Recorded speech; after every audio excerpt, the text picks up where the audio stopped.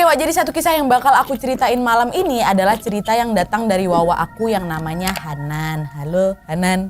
Nah, cerita yang bakal diceritain Hanan ini terjadi pas zamannya Hanan ini masuk kuliah di tahun 2015 Wak. Hanan kuliah di salah satu cabang kampusnya yang berada di Depok, yang kebetulan dekat kali sama rumahnya. Nah, Hanan ini ambil jurusan Public Relation. Nah, karena memang Hanan ini ngambil jurusan PR itu, jadinya seminar yang harus dihadiri itu kan jadi banyak kali ya kan. Dan satu hal lagi yang perlu di-note Wak adalah Hanan ini kuliah bareng sama sepupunya yang namanya Hania. Usia mereka hanya terpaut 1 tahun Wak, tapi mereka masuk kuliah bareng, satu kelas malah. Jadinya tiap kali berangkat kuliah ya selalu bareng. Dan rumah Hanan sama Hania kebetulan satu komplek juga, cuma beda blok aja. Jadi tiap ngampus tuh Hanan tuh selalu nebeng Hania. Gitu Wak ya. Nah, balik lagi ke kisahnya si seminar ini. Pada suatu hari diadakan lawat seminar komunikasi yang memang diselenggarakan oleh kampusnya Hanan dan Hania di daerah Rawamangun. Nah, waktu itu Hanan lebih memilih untuk naik kereta daripada naik motor, karena kan kalau naik motor Depok Jakarta bolak-balik tuh lumayan berasa kali lah jauhnya kata Hanan Wak. Berangkat siang panas, malam kedinginan, macet. Pokoknya menurut Hanan agak ribet gitu lah perjalanannya kalau naik motor. Lagi pula banyak Wak teman-teman Hanan lain yang nggak punya kendaraan pribadi juga. Akhirnya mereka semua memutuskan untuk bareng-bareng berangkat naik kereta. Jadi dari rumah nih ya, Hanan sama Hania, mereka naik motor ke salah satu stasiun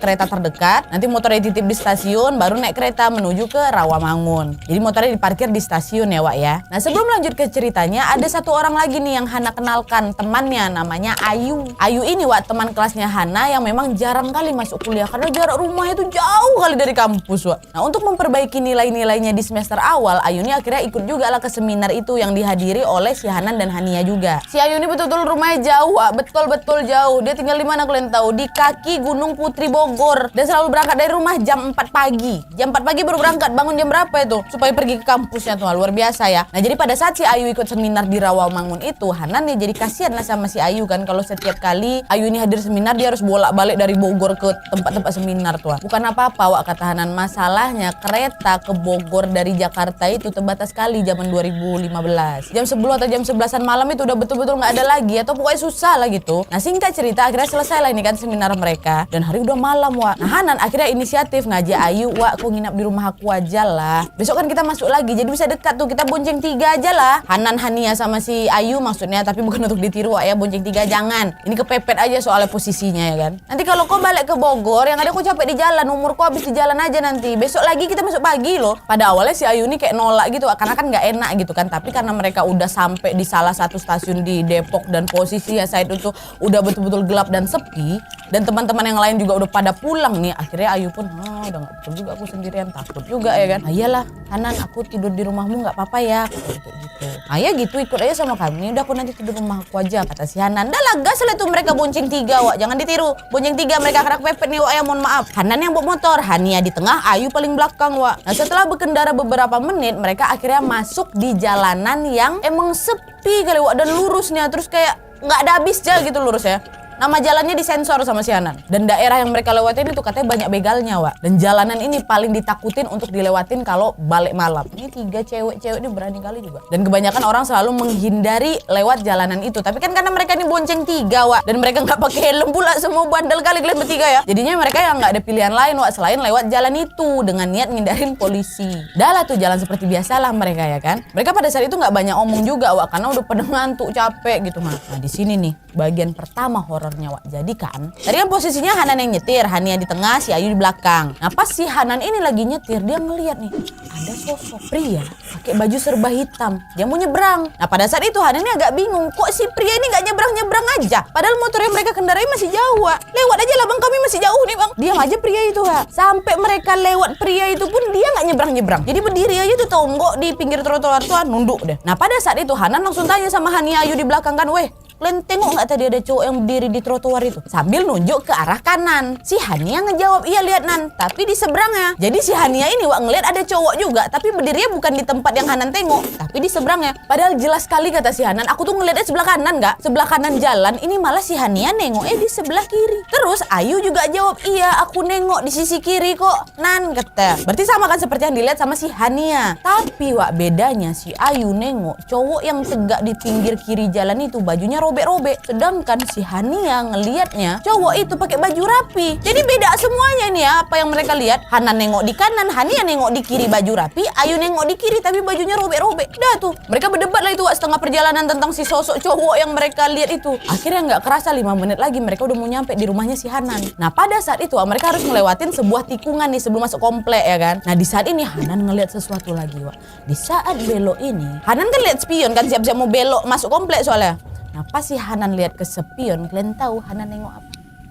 Hanan lihat ada ibu-ibu pakai kerudung, tapi agak nggak jelas muka ya karena memang pantulan lampu. Dan dia pakai baju serba putih. Yang Hanan sadari cuma ibu itu menatap Hanan dengan tajam dan sedetik kemudian hilang.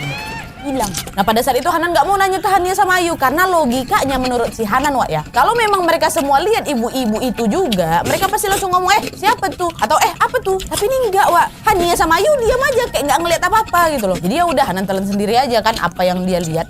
Dah, gak lama setelah masuk belokan itu nyampe lah mereka di rumahnya si Hanan Wak. Mereka masukin motor ke garasi bentar kan dan Hanan matiin mesin motornya. Jadi berarti mesin motornya udah diem ya, udah nggak berisik lagi nih ya. Dan info tambah dikit rumah Hanan ini tingkat 2 Wak. Nah baru aja si Ayu turun dari motor, mereka bertiga-tiga turun dari motor. Mereka bertiga juga sama-sama mendengar suara berdehem.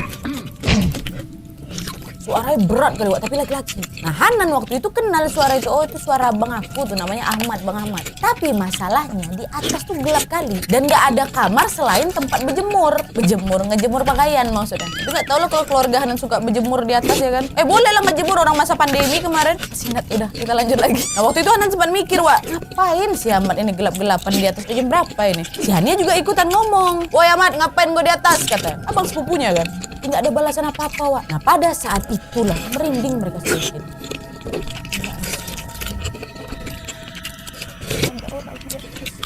Merinding semua ketakutan. Hania dan Nengok itu ketakutan juga. Udah sampai rumah si Hanan ya. Aku belum balik rumah nih. Aku balik lah ya. Dia langsung nyalain motornya, langsung pamit Wak sama mereka berdua untuk balik ke rumahnya. Ya cuma berbeda blok dari rumah si Hanan lah. Dah, singkat ceritanya Wak, Hanan sama Ayu masuklah ke rumah Hanan dan Ayu langsung bersih-bersih, bersiap buat tidur. Nah saat Ayu di kamar mandi Wak, Hanan ini sempat ngecek ke kamarnya Bang Ahmad dan ternyata Bang Ahmad udah tidur dalam kamar ya. Nah pada saat itu Hanan ini makin merinding lagi Wak, tapi dia nggak cerita ke Ayu. Nanti takut pula Ayu nggak mau jadi nginap di situ kan. Udahlah tuh, malam itu pada akhirnya mereka berdua akhirnya memutuskan untuk langsung istirahat. Karena besok paginya mereka harus ke kampus lagi. Nah besok paginya Wak, Ayu yang bangunin si Hanan duluan, kan Hanan belum bangun. Ayu udah siap, udah tinggal berangkat. Lihat si Ayu udah rapi, langsung lah si Hanan ini buru-buru mandi kan, bersiap juga. Dan gak lama setelah Hanan selesai bersiap-siap, Hania datang lagi nih buat jemput Hanan sama Ayu buat berangkat sama-sama ke kampus. Masih tarik 3 juga nih mereka Wak, tarik 3, bonceng 3. Tartik kalau di tempat aku tuh namanya. Nah di perjalanan menuju kampus Wak, si Hania ini sempat cerita juga nih kejadian yang dia alami waktu dia balik ke rumah dia sendiri. Jadi kalian tahu nggak kata Hania? Waktu aku balik dari rumah kau, aku kan ngelewatin SD tuh. Itu tuh SD Hanan sama Hania pas masih kecil Wak, dan SD itu memang ada di dalam komplek perumahan mereka. Nah waktu aku ngelewatin belokan di depan SD itu Wak, aku dengar ada suara kau. Suara Hanan maksudnya manggil namaku. Hania. Langsung ngebon aku Wak. Karena nggak mungkin kan kau ada di dekat SD itu secepat itu. Aku naik motor, kau jalan kaki, masa aku duluan yang nyampe sana? Dari aku kesana kanan kata si Hania. Nggak ada lah, ngapain aku malam-malam ke depan SD kata si Hanan. Udahlah sumpah lah, aku nggak mau lagi lewat depan SD itu. Biar aku lewat mutar untuk nyampe ke rumah aku. Udah tuh Wak, pada saat itu mereka mikir, oh ya udahlah ini kejadian horor biasa lah gitu, nggak apa-apa gitu kan. Ternyata Wak nggak berhenti sampai di situ. Jadi pas mereka sampai di kampus, ketemulah si Hanan, Hania, Ayu sama teman-teman mereka yang lain kan. Nah di saat itu ada salah satu teman dari mereka bertanya, kalian bertiga berangkat ya? Ayu nginep rumah Hanan kata kawannya kan. Iya kata si Hanan. Nah terus Ayu nyambung jawab, iya weh, Hana mamanya cantik kali weh, mirip Kade kata. Pada saat itu Hanan sama Hania kaget. Dia langsung ngomong, hah? Mamanya Hanan? Ayu bilang, iya. Emang kenapa? Soalnya pas aku tadi selesai mandi, ibuku lagi nyapu sama beresin barang-barang di meja. Jadi aku sempat salam lah. Ingat ya Wak, Ayu sempat salaman sama mamanya Hanan. Terdiam bentar si Hanan ini ya kan Wak, dengar kawan yang ngomong gitu. Dan gak lama setelah itu Hanan nanya lagi, terus dia ngapain aja Yu? Ayu bilang ya nggak ngapa-ngapainan, dia cuma minta tolong aku buat bangunin kau aja biar nggak kesiangan. Soalnya mamaku udah bangunin kau berkali-kali tapi aku nggak bangun-bangun. Tapi aku bangunin kau. Terus dia lanjut lagi tuh nyapu sambil senyum-senyum gitu. Cantik kali mamaku ke Kade kata si Ayu kan. Nah mendengar itu Hanan terdiam lagi Wak. Gak lama setelah itu Hania pun bilang, Yuk, ibunya Hanan itu sudah meninggal dari 2011. Langsunglah terkejut si Ayu sama kon-kon mereka yang memang lagi kita nimbrung di situ kan, Wak. Tadi aja kesalahan siapa yang ketengok adik. Maaf ya Yuk, kami enggak. Udahlah, akhirnya mereka pun memutuskan untuk tidak membahas si ibu Hanan lagi. Udah tua ya, singkat cerita, sepulangnya dari kampus, Hanan ini pun langsung lah ceritain hal ini ke kakak-kakaknya. Soal si Ayu nih ya, ceritainnya semua sama bapak juga. Dan ternyata sebelum dan sesudah kisah Ayu melihat sosok ibunya Hanan, Wak, sebenarnya udah ada banyak kejadian-kejadian yang seram di rumahnya si Hanan ini. Tapi Hanan dan saudara-saudaranya yang lain udah kayak terbiasa gitu lah saking banyaknya. Nah, beberapa kejadian seramnya tuh kayak gini, Wak. Ya. Nah, jadi Hanan ini kan punya pacar dan pacarnya ini memang bisa ngeliat hal-hal kayak gitu. Kita sebut aja lah nama pacarnya ini Nino ya. Nah, setiap kali Nino ini nganterin Hanan pulang, Nino selalu ngeliat, wah, ada sosok kuntilanak dengan perawakan keibuan sedang menunggu di depan teras. Bukan nongkrong, Wak, ya, tapi emang kayak nungguin gitu loh, nggak tahu siapa yang ditungguin. Jadi setiap kali Hanan ini baru sampai di depan rumah, dia langsung cepat-cepat masuk ke dalam rumah, disuruh dan setiap masuk rumah dari luar, Wak, Hanan ini selalu diajarkan dari kecil untuk langsung baca ayat kursi. Bagus. Boleh dicontoh itu, Wak. Dan kalau setiap kali Hanan baca ayat kursi untuk masuk ke dalam rumah, Nino ini selalu ngeliat kayak ada lingkaran biru bercahaya yang ngelindungin Hanan seketika setelah Hanan ini baca ayat kursi. Sedangkan sosok yang lagi nunggu di depan teras itu seperti tidak menghiraukan Hanan masuk. Jadi bukan Hanan yang ditunggu. Terus siapa yang ditunggu sama sosok ini? Ya, nanti ku jawab. Hari ke hari setiap kali Nino nganterin Hanan pulang, Wak, Nino selalu ngeliat itu sosok. Memang gak ngeganggu dia, Wak, karena memang dia hanya terpaku dan nunduk. Tapi dia kayak menunggu gitu loh. Sampailah suatu hari Hanan sama Nino berpapasan sama kakak perempuannya Hanan yang memang baru pulang kerja malam. Kita sebut aja nama kakaknya Hanan ini Kak Tati ya. Jadi Hanan, Nino, Kak Tati ini nyampe di rumah berbarengan, Wak. Di saat itulah Nino baru kaget karena Nino akhirnya tahu siapa yang ditungguin sosok itu. Yang ditungguinnya siapa? Betul, Kak Tati. Jadi Nino ini ngelihat, Wak, pas Kak Tati masuk, sosok kuntilanak itu pun ikutan masuk. Dan tidak lama kemudian makin banyak lagi nih, Wak, cerita aneh terjadi di rumahnya si Hanan. Termasuk di kamarnya Kak Tati. Kayak contohnya nih ya, ketika si Hanan ini lagi sendirian di rumah, karena memang beraktivitas di dalam rumah, jadinya kan Hanan bakal sering bolak-balik dapur atau ke toilet ya kan. Nah, setiap si Hanan ini keluar dari kamarnya, Hanan itu harus melewati kamarnya Kak Tati. Kamar Kak Tati ini cukup besar, Wak, karena memang ada kamar mandi di dalamnya. Dan memang kadang kamar itu berantakan kali, gelap dan lembab juga gitu. Nah, karena harus terus melewati kamarnya kakak dia ini, Hanan ini pun makin lama makin seperti melihat kayak ada orang nih dalam kamar Kak Tati. Nah, karena Hanan ini malas ngerasa takut, Hanan pun akhirnya tutuplah pintu kakaknya kan. Nah, di saat Hanan tutup pintu ini, Wak, kalian tahu Hanan dengar apa? Hanan dengar ada bunyi botol kosong yang jatuh dan heboh kali gitu loh bunyinya. Dibuka langsung sama si Hanan kan, aduh kesemutan aku. Sebentar. Aduh. Nah, pas dibuka lagi sama si Hanan, Wak, kabarnya Kak Tati itu. Dan betul aja, botol-botol kosong udah jatuh berserakan di lantai, Wak. Seolah emang ada yang ngamuk gitu loh, gak suka si Hanan ini tutup pintu kamar si Tati. Jadi pada saat itu dibuka aja sama si Hanan dan dia pun melanjutkan aku.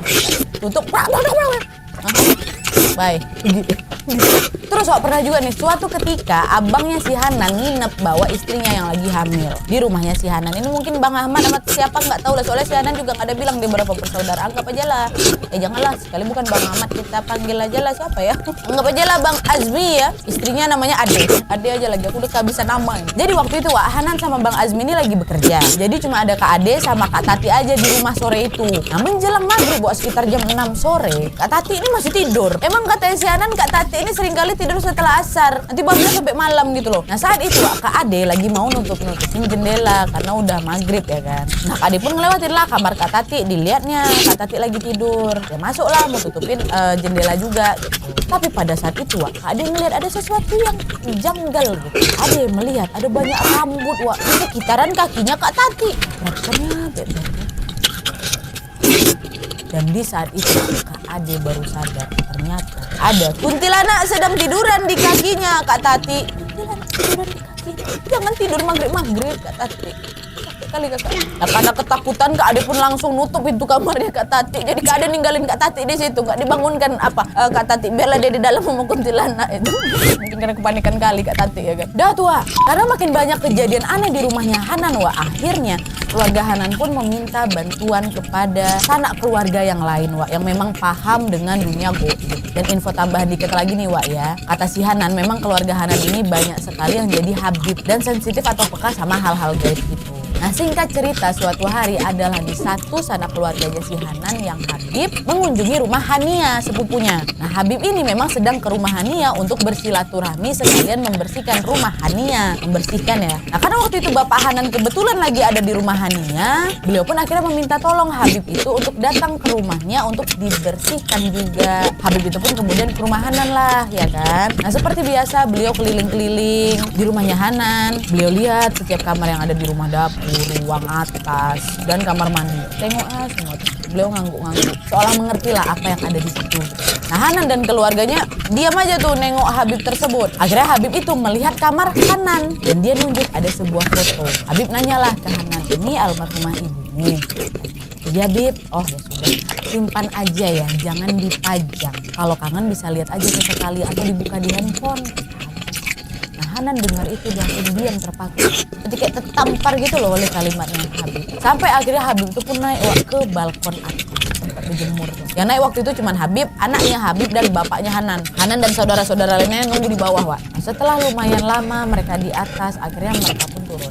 Nah, Habib itu pun langsung pamit untuk balik ke rumahnya Hania untuk mengambil barang-barangnya dan melanjutkan perjalanan untuk balik ke rumah beliau. Nah, pada saat itu Bapak Hanan ikut mengantarkan Habib ke rumah Hania. Sedangkan Hanan sama saudara-saudaranya lain tetap tinggal di rumah, ya kan. Belum ada penjelasan nih dari Habib apa yang Habib lihat. Tapi tidak lama kemudian kan Bapak Hanan nemenin ke rumah Hania kan. Di saat itulah Bapak Hanan menanyakan ada apa sebenarnya di rumah saya ke si Habib. Udah ada tahu nih bapaknya ceritanya apa, balik lagi ke rumah. Barulah bercerita ke anak-anaknya dan ke kita semua. Jadi kata si Om, jadi Habib tadi sudah usir semuanya. Baba, panggilan Hanan ke Bapak Ewa. Baba juga nggak tahu dia ngomong apa sama jin yang ada di sini selama di atas balkon. Karena tadi Baba lihat dia cuma diam, ngangguk-ngangguk, anaknya ikut berdoa. Terus selesai aja gitu. Nah, saat di rumah Hania tadi, barulah Habib itu cerita nih kalau tadi waktu di atas itu dia tuh sedang bernegosiasi dengan sesosok jin. Ya, jin itu mukanya betul-betul mirip dengan ibu kalian. Soalnya Habib itu bilang wajahnya betul-betul mirip dengan foto yang tadi saya lihat di kamar Hanan. Bedanya cuma di rambut panjang. Ini hampir menutupi kedua bola matanya. Tapi hitam, lebam, dan dia memiliki sayap hitam yang besar. Habib itu juga sempat nanya ke jin itu, nak, ngapain kamu di sini? Jin itu dia tanya lagi, ngapain kamu di sini? Baru jin itu akhirnya menjawab, saya ibunya mereka. Tidak, ibu mereka sudah lama meninggal. Ibu mereka sudah di tempat yang seharusnya. Dengar itu jinnya diam. Habib bertanya, kamu mau pulang sendiri atau saya yang antarkan? Akhirnya jin ini jawab apa? Pulang. Ketika itu jin itu terbang menggunakan sayap hitamnya dari atas balkon dan wujudnya langsung berubah menyerang. Bukan lagi sosok muka ibu kamu. Dah, setelah selesai diceritakan oleh ayahnya Hanan, malam itu juga semua bayi tetangga termasuk anak kecil menangis dengar sampai ke rumahnya Hanan malam itu juga. Jadi ya dari sini kalian tahu kemungkinan yang dilihat dari awal Hanan di depan komplek tuh sebelum masuk komplek waktu tikungan yang berdehem di atas balkon, yang menyambut Ayu di pagi hari, yang menunggu setiap malam di depan gerbang, yang tidur bersama Kak Tati, itu adalah sosok si ibu yang sayap hitam ini. Mungkin si jin yang memang meniru perawakan almarhumah ibunya Hanan yang memang terpajang di kamarnya si Hanan untuk menduplikat wujud ibu Hanan dan saudara-saudaranya, ya kan, supaya bisa menguasai anak-anaknya ibu Ayu. Tapi itu setelah dia pergi bayi-bayi sama anak-anak tetangganya nggak apa-apa. Coba aku tanya, Nan, dan jangan nyasar ke sana pula deh. Semoga nggak kenapa-napa lah ya. Pikiran pula sama aku. Dan sekali juga dari cerita ini kita kirimkan Al-Fatihah sebentar ya untuk almarhumah ibu Hanan. Semoga beliau tenang di sisi Allah Subhanahu wa taala. Amin.